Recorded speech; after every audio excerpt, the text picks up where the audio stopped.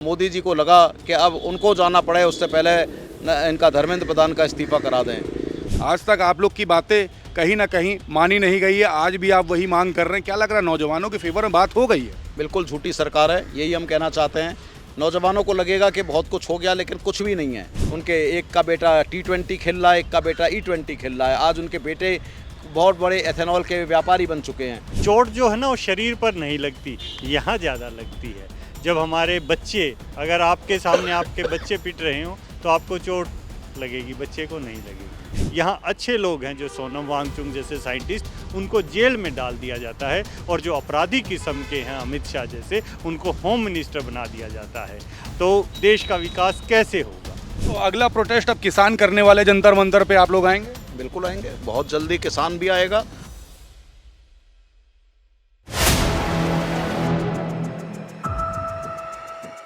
Four PM news network में आप सभी का स्वागत है। मैं हूं क्षितिज कांत।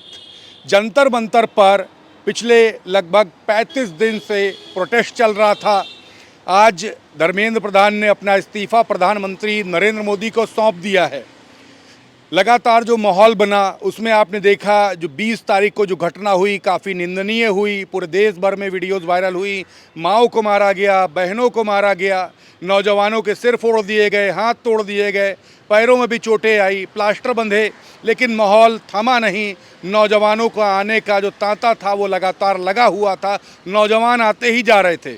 इसी बीच में देश भर के अधिवक्ताओं ने प्रोटेस्ट को समर्थन किया, और जो किसान थे, किसानों ने भी इस प्रोटेस्ट को समर्थन किया। लगातार 4 PM ये सभी तस्वीरें दिखा रहा था।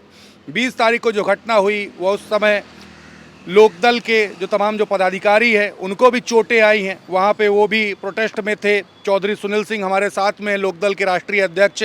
हम बात करेंगे। सर, आज तो एक नौजवानों की बड़ी जीत हुई है, इसको जीत माना जा रहा है। जेनजी का जो देश का सबसे बड़ा प्रोटेस्ट आज अपने चरम पर था। धर्मेंद्र प्रधान ने प्रधानमंत्री नरेंद्र मोदी को अपना इस्तीफा सौंप दिया है। कैसे देख रहे हैं जो पूरा माहौल जो 35 दिन से लगातार था? देखिए, जो 35 दिन से जो माहौल रहा और जिस तरह से एक प्रधानमंत्री जो बहुत ही जिद्दी है उसको हमारी जेन जी और नौजवानों ने झुकाया, तो ये निश्चित रूप से नौजवानों की बहुत बड़ी जीत है इस देश में। और नौजवानों ने दिखा दिया कि अगर ताकत, जिस तरह से कहते हैं, अगर ठान ले तो कुछ भी मुश्किल नहीं है। तो आज नौजवानों की ताकत जीती है। लेकिन बात इस बात की है कि ये ताकत क्यों जीती है। ये ताकत इसलिए नहीं जीती कि मोदी जी ने कोई नौजवानों के साथ में अच्छा किया है। उनको जब लग गया कि अब ये बात मोदी तक पहुंच रही है और पूरे देश का नौजवान सड़कों पर उतर चुका है, और कहीं ना कहीं ये बात नरेंद्र मोदी तक जा रही थी, उनकी कुर्सी तक जा रही थी, और ये आने लगा था कि मोदी जी को अब जाना पड़ेगा, तो मोदी जी को लगा कि अब उनको जाना पड़े उससे पहले इनका धर्मेंद्र प्रधान का इस्तीफा करा दें। तो मोदी जी ने जो कुछ, जैसे हमारा 20 जुलाई को जो कुछ किया, और आज भी वहाँ पे जिस तरह से अभी भी जिस तरह से हो रहा है, अभी भी लोगों को हटाया जा रहा है जिस तरह से, तो ये एक देश का जिस तरह से लोकतंत्र की हत्या नरेंद्र मोदी कर रहे हैं। जहाँ शिक्षा व्यवस्था, तो नौजवानों ने दिखाई दिया क्या हाल है। लेकिन देश की कोई भी व्यवस्था हो, आज किसानों की व्यवस्था सबसे ज़्यादा ख़राब है। किसान आज भी सड़कों पर बैठा है। MSP को लेकर किसान आया था, इस समय दिल्ली भी आया था, राजघाट पर उसे बैठने नहीं दिया गया किसान घाट पर। तो मज़दूरों की हालत हो, किसानों की हालत हो, व्यापारी की हालत हो, आम आदमी की हालत हो, पूरे का पूरा देश की हालत इतनी व्यस्त, ख़राब, बर्बाद हो चुकी है कि भारत एशिया में सबसे ज़्यादा नीचे आ चुका है। अर्थव्यवस्था भारत की पूरी भारत की अर्थव्यवस्था एशिया की सबसे निम्न व्यवस्था हो चुकी है। और इसका कारण है एक निकम्मा प्रधानमंत्री, एक नाकाम प्रधानमंत्री जिसको आता ही नहीं है नेतृत्व करना। अगर हमारे देश का नौजवान जो आज सड़कों पर जिस तरह से डटा है, अगर ये नौजवान चाह ले तो ये नौजवान भारत को चीन से आगे, अमेरिका से आगे ले जा सकता है। हम में ताकत है, हम सब कुछ कर सकते हैं। लेकिन हमारा प्रधानमंत्री, हमारा देश की सरकार सिर्फ हिंदू मुसलमान, भारत पाकिस्तान, इसमें बांट कर देश को राज करती है। विकास के नाम पर, देश के नाम पर देश को कुछ करना ही नहीं चाहती। तो ऐसे निकम्मे, और जिस तरह की सरकार जिस तरह की चली, आज 75 साल से ज़्यादा प्रधानमंत्री की उम्र हो चुकी है। हम कहना चाहते हैं लोकदल की तरफ से, देश की नौजवान की तरफ से, कि प्रधानमंत्री जी, जनता ने आपको देख लिया। आप 12 साल से ज़्यादा प्रधानमंत्री रह लिया, आप पे कुछ नया नहीं है करने के लिए। आपको जो कुछ करना था आपने कर लिया। इस देश को जितना निम्न स्तर पर पहुंचाना था पहुंचा दिया। अब समय आ गया है कि आप इस्तीफ़ा दें। 75 साल वैसे भी भाजपा में एक बना हुआ है कि इससे उभर, अब आपको मुरली मनोहर जोशी जी और लाल कृष्ण आडवाणी जी वाले उसमें मार्गदर्शक मंडल में शामिल हो जाना चाहिए और इस देश के एक नौजवानों के हाथों, एक अच्छे नेतृत्व के हाथों हवाला करना चाहिए। अपने ही पार्टी से छांट लीजिए, भारतीय जनता पार्टी से किसी अच्छे व्यक्ति को सत्ता दीजिए ताकि ये देश दुनिया में कुछ कर सके, वरना नौजवानों का ये प्रोटेस्ट आज ख़त्म नहीं हुआ। ये एक छोटी सी एक मंजिल है, मंजिल अभी बहुत बड़ी तय करनी है। और मोदी जी, इससे पहले कि आपको बांग्लादेश की उनकी तरह जो सरकार के प्रधानमंत्री जो गाज़ियाबाद में रह रही हैं उनकी तरह भागना पड़े इस देश से, बेहतर है कि आप शेख हसीना की तरह भागने से पहले किसी दिन भारत से आपको भागना पड़े। बेहतर है कि आप अपने कार्यकुशलता को त्याग कर, आप में क्षमता नहीं है, आप मान लीजिए, आप त्यागपत्र दीजिए। नौजवान नहीं, पूरा देश दिवाली मनाएगा आपके त्यागपत्र पर। आप त्यागपत्र दीजिए, किसी अच्छे व्यक्ति को सत्ता दीजिए और अपना मार्गदर्शक मंडल में जाइए ताकि आप वहाँ रह सकें जहाँ आडवाणी जी और जोशी जी रह रहे हैं। अब ये देश अच्छे व्यक्तियों के हवाले करिए ताकि ये देश अमेरिका और चाइना से ज़्यादा जा सके। ऐसी इस देश के नौजवान और सारे के सारे दलों की, विपक्ष की मांग है। आप लोग भी तो प्रोटेस्ट में बैठे थे, 13 महीने किसान प्रोटेस्ट में बैठा था, आप लोग के भी टेंट लगे हुए थे, वहाँ पर भी आप लोग से बातें की गई थी, सामंजस्य व्यक्त किया गया था। किसान शंभू बॉर्डर, टिकरी बॉर्डर, जो किसान आंदोलन 1 हुआ, 2 हुआ, वहाँ से पीछे हट गए। आज तक आप लोग की बातें कहीं ना कहीं मानी नहीं गई है, आज भी आप वही मांग कर रहे हैं। क्या लग रहा है, नौजवानों के फेवर में बात हो गई है? बिल्कुल झूठी सरकार है, यही हम कहना चाहते हैं। नौजवानों को लगेगा कि बहुत कुछ हो गया, लेकिन कुछ भी नहीं है। आप मान के चलिए, अगर धर्मेंद्र प्रधान नहीं कोई और शिक्षा मंत्री हो जाएगा, व्यवस्था नहीं बदलने वाली, पेपर लीक नहीं रुकने वाला। जब तक सरकार का मुखिया नहीं बदलेगा तब तक व्यवस्था नहीं बदलेगी, कुछ नहीं बदलेगा। ये झूठे प्रधानमंत्री ने किसानों के साथ वादा किया था कि एमएसपी को जो है कानूनी दर्जा देंगे। आज तक एमएसपी को इस देश में कानूनी दर्जा नहीं मिला। आज भी इस देश का किसान अभी राजघाट पे बैठने आ रहा था, किसान घाट पे, उसको भगा दिया गया, नहीं बैठने दिया। तो आज इस देश के ये जो किसानों के साथ धोखा देने वाले प्रधानमंत्री जब किसानों को धोखा दे सकते हैं, एमएसपी को कानूनी रूप आज भी नहीं दे सकते, तो मत उम्मीद करिए कि आपकी शिक्षा व्यवस्था में खाली धर्मेंद्र प्रधान के इस्तीफे से कुछ हो जाएगा। ये पत्तियां हैं, शाखाएं हैं। धर्मेंद्र प्रधान तो शाखा, पत्तियां हैं। असली जड़ तो अमित शाह और नरेंद्र मोदी हैं। जब तक वो इस व्यवस्था से नहीं हटेंगे, व्यवस्था नहीं बदलेगी, कुछ बदलने वाला नहीं है। तो निश्चित रूप से जान लीजिए, आपको धोखा दे रहे हैं। अपनी कुर्सी बचाने को आज जनता सड़कों पर है, धोखा दे रहे हैं, लेकिन ये आपको कुछ बदलने वाला नहीं है। शिक्षा की व्यवस्था अच्छी नहीं हो गई। सर, एक सवाल और है, यहाँ पर जंतर मंतर पर लगातार प्रोटेस्ट चल रहा था। प्रोटेस्ट के बीच में तमाम मुद्दे उठे, साथ ही साथ अगर बात करें, अभी तो धर्मेंद्र प्रधान के इस्तीफे की तो बात हो गई, लेकिन इसके बाद अगर हम बात करें तो वहाँ पे जो पोस्टर लगे हुए तो उसमें कह रहे अभी E20 इथेनॉल को लेकर के बात की जाएगी और उसके बाद EVM को लेकर बात की जाएगी। आप भी ये मुद्दे लगातार उठाते रहे हैं। देखिए, असल जड़ है राजा की जान पूरी की तरह जैसे तोते में होती है, हमारे मोदी जी की जान पूरी तरह EVM में है। ये झूठा चुनाव जीतते हैं, बेईमानी करके चुनाव जीतते हैं EVM से। ज्ञानेश कुमार जैसे चुनाव आयुक्त, चूँकि चुनाव आयुक्त को चुनना 2-1 के बहुमत से सरकार चुनती है, तो पूरे का पूरा सरकार का मंत्री और प्रधानमंत्री चुन लेते हैं, विपक्ष का कोई अहमियत नहीं है। तो जिस तरह से एक बेईमान चुनाव आयुक्तों की नियुक्ति करी जा रही है, पूरे का पूरा चुनाव सिस्टम बेईमान हो गया है और ये बेईमानी का चुनाव जीत रहे हैं, असल चुनाव हो ही नहीं रहा। तो इसीलिए ये सरकार एक तरह से तानाशाह बन गई है। चाहे E20 का मुद्दा हो कि जनता को गाड़ियाँ ख़राब कर दें, जनता की गाड़ियाँ बर्बाद कर दें, चाहे नोटबंदी कर दें रात में, चाहे जनता के लिए कुछ भी कहीं जनता को लाइनों में लगा दें।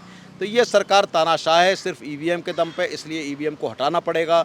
E20 का मुद्दा तो सारा देश तराई कर रहा है, क्योंकि नरेंद्र मोदी के उनके एक का बेटा T20 खेल रहा है, एक का बेटा E20 खेल रहा है। आज उनके बेटे बहुत बड़े एथेनॉल के व्यापारी बन चुके हैं।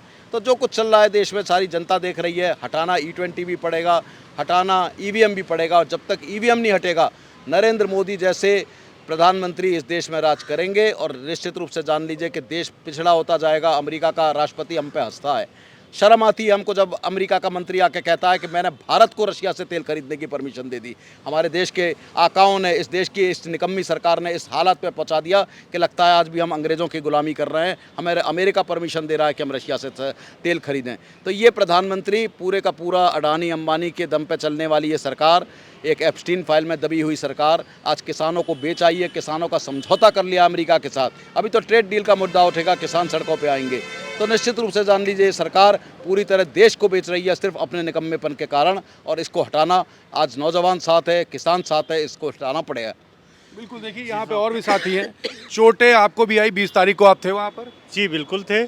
कहाँ चोटें आई आपको? कहीं कमर में थोड़ा सा लगी है, ज़्यादा नहीं, वो लग गया होगा गलती से, क्योंकि वो भी अपने ही भाई हैं, हम तो कहते हैं पुलिस वाले। कोई ऐसी चोट जो है ना वो शरीर पर नहीं लगती, यहाँ ज़्यादा लगती है। जब हमारे बच्चे, अगर आपके सामने आपके बच्चे पिट रहे हो तो आपको चोट लगेगी, बच्चे को नहीं लगेगी। तो ये जो माहौल बना, इस पूरे माहौल पे क्या राय है? आप लोग भी लगातार प्रोटेस्ट में थे, समर्थन में थे, नौजवानों का ये जो स्पार्क था, ये 35 दिन में सरकार से अपना जवाब ले लिया। आप लोग तो 13 महीने बैठे रहे और जवाब करारा नहीं ले पाए। जिस और जवानी चलती है उस और रवानी चलती है, आज बताया है देश के युवाओं ने। देश के युवाओं से मैं बहुत ज़्यादा प्रेरित हुआ हूँ। मोदी जी ने इतनी देर कर दी क्योंकि मुझे नहीं पता, इतनी गालियाँ पड़ी हैं मोदी जी को, आपने वहाँ देखा।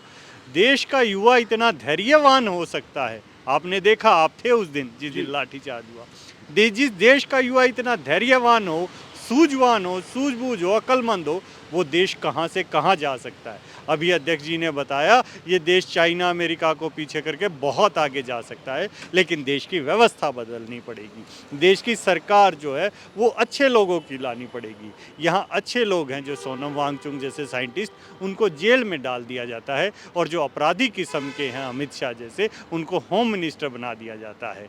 तो देश का विकास कैसे होगा, ये आप भी समझते हैं और हम भी समझते हैं। बिल्कुल सर, एक सवाल आपसे भी लेंगे, क्या अगला जो प्रोटेस्ट होने वाला है वो क्या अब E20 और ये EVM को लेकर के, जैसे कि आपके राष्ट्रीय अध्यक्ष लगातार सवाल उठाते रहते हैं, तो क्या अब ये प्रोटेस्ट इस पर आगे होने वाला है? देखिए, ये जो सरकार है ना, ये लुटेरों की और मिलावटखोरों की सरकार है। ये चीज़ें लूटते हैं और मिलावट करते हैं। अभी आपने कहा E20, तो हमने देखा था कि सरकार शुद्धता की बात करती थी, ये सरकार मिलावटखोरों की सरकार है।